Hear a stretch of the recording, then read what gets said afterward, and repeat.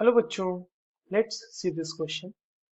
The normality of H2SO4 in the solution obtained on mixing 100 ml of 0.1 molar H2SO4 with 50 ml of 0.1 molar NaOH is dash into 10 into 10 to the power minus 1 normal. Nearest integer हमें वहां पे लिखना है, ठीक है। तो चलिए इस क्वेश्चन को सॉल्व करते हैं बच्चों, और सबसे पहले ये देखते हैं कि इस क्वेश्चन को सॉल्व करने के लिए हमें कौन से की कॉन्सेप्ट की जरूरत है। अब देखिए, इस क्वेश्चन को सॉल्व करने के लिए आपको दो बेसिक फॉर्मूलाज का पता होना चाहिए। पहली बात तो ये कि नॉर्मेलिटी कैसे निकालते हैं हम। तो नॉर्मेलिटी का जो सिंपल फॉर्मूला होता है वो होता है number of equivalents upon volume of solution. ये चीज हमें पता होनी चाहिए, ठीक है। दूसरी चीज जो हमें पता होनी चाहिए वो है मोलारिटी और नॉर्मेलिटी के बीच का रिलेशन। तो अगर हम मोलारिटी को एन फैक्टर से मल्टीप्लाई कर दें, एन फैक्टर क्या होगा, किसके लिए क्या होगा वो मैं बता दूंगा आपको। मोलारिटी इंटू एन फैक्टर कर दें तो ये आ जाती है वैल्यू नॉर्मेलिटी की, ठीक है। इन दोनों फॉर्मूलाज को ध्यान में रखते हुए चलिए इस क्वेश्चन को सॉल्व करते हैं। हमारे पास जो H2SO4 है और NaOH है, उसके लिए सबसे पहले नंबर ऑफ इक्विवेलेंट्स निकाल लेते हैं कि कितना आएगा। तो अगर नंबर ऑफ इक्विवेलेंट्स की बात की जाए, हम पहले H2SO4 का निकालते हैं। तो नंबर ऑफ इक्विवेलेंट्स आ जाएगा बच्चों, उसकी नॉर्मेलिटी दैट इज 0.2 नॉर्मल, यही दी हुई है ना वैल्यू। अच्छा, 0.2 नॉर्मल कैसे आएगा ये मैं बता देता हूँ आपको, एक मिनट। 0.2 नॉर्मल इंटू, और वॉल्यूम हो जाएगा इसका 100 ml, दैट इज 100/1000, क्योंकि हमें उसे लीटर में कन्वर्ट करना है, ठीक है। तो यहाँ पर से नॉर्मल हटा देते हैं, इसको इस तरीके से लिख लेते हैं सिंपल। तो ये वैल्यू आ जाएगा आपको 0.02 इक्विवेलेंट्स H2SO4 की। अब बात है कि 0.2 नॉर्मल आया कैसे।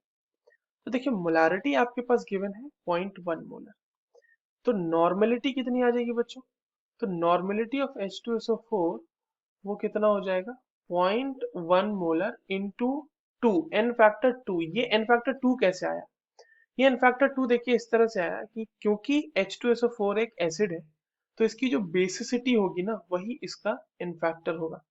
तो इसका बेसिसिटी क्या हो जाएगा, एन फैक्टर। अब बेसिसिटी का क्या मतलब है इसका, बेसिसिटी का मतलब ये कितने H प्लस दे सकता है OH माइनस आयन को न्यूट्रलाइज करने के लिए। तो अगर H2SO4 की बात करें तो ये 2 H प्लस दे सकता है, and therefore it's basicity is 2, तो इसीलिए ये 2 आया यहाँ पे। तो नंबर ऑफ इक्विवेलेंट्स से यहाँ पे हमारे पास H2SO4 का आ चुका है, दैट इज 0.02 इक्विवेलेंट्स। अब नंबर ऑफ इक्विवेलेंट्स NaOH का कैलकुलेट कर लेते हैं।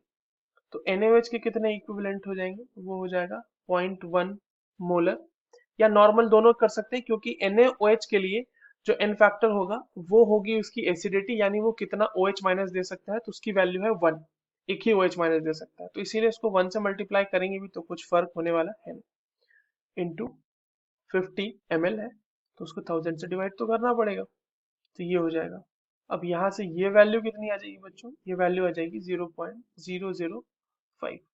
अब एक बात तो ध्यान में हमें देख के पता चल रहा है कि नंबर ऑफ इक्विवेलेंट्स NaOH के कम है, यानी जब ये रिएक्शन हो रही होगी, जब H2SO4 में NaOH मिलाया गया होगा तो न्यूट्रलाइजेशन रिएक्शन हुई होगी, और उस न्यूट्रलाइजेशन रिएक्शन में NaOH जो है वो कंप्लीटली यूज्ड अप हो चुका होगा, कंप्लीटली खत्म हो गया होगा, यानी उसके नंबर ऑफ इक्विवेलेंट्स खत्म हो गए होंगे। तो H2SO4, अब देखो, लॉ ऑफ इक्विवेलेंस क्या कहता है कि किसी भी रिएक्शन में जो नंबर ऑफ इक्विवेलेंट्स होते हैं रिएक्टिंग स्पीशीज के वो बराबर होते हैं। तो अगर 0.005 इक्विवेलेंट NaOH का यूज हुआ है तो उतना ही H2SO4 यूज हुआ होगा उसको न्यूट्रलाइज करने के लिए। तो कितने इक्विवेलेंट बच रहे हैं H2SO4 के, number of equivalent of H2SO4 remaining कितना हो जाएगा यहाँ पे, 0.02 माइनस 0.005। ये 005, ये जीरो है यहाँ पे, ये 005 है, तो ये बच जाएंगे और ये हो जाएगा 0.015 इक्विवेलेंट्स इसके बच रहे हैं, ठीक है।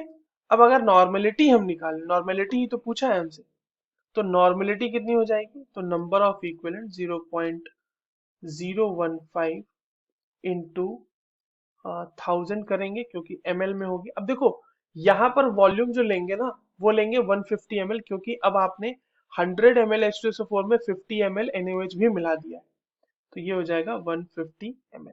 ठीक है, यहाँ से ये वैल्यू आ जाएगी 0.1 आ जाएगी वैल्यू। और क्योंकि उसको हमें 10⁻⁻1 के फॉर्म में लिखना है, तो ये हो जाएगा 1 × 10⁻⁻1 नॉर्मल, यही तो इसकी वैल्यू आएगी। तो यहाँ पर जो वैल्यू होने वाली है फिल इन द ब्लैंक्स में, वो होगी 1। I hope you understood this well. All the very best.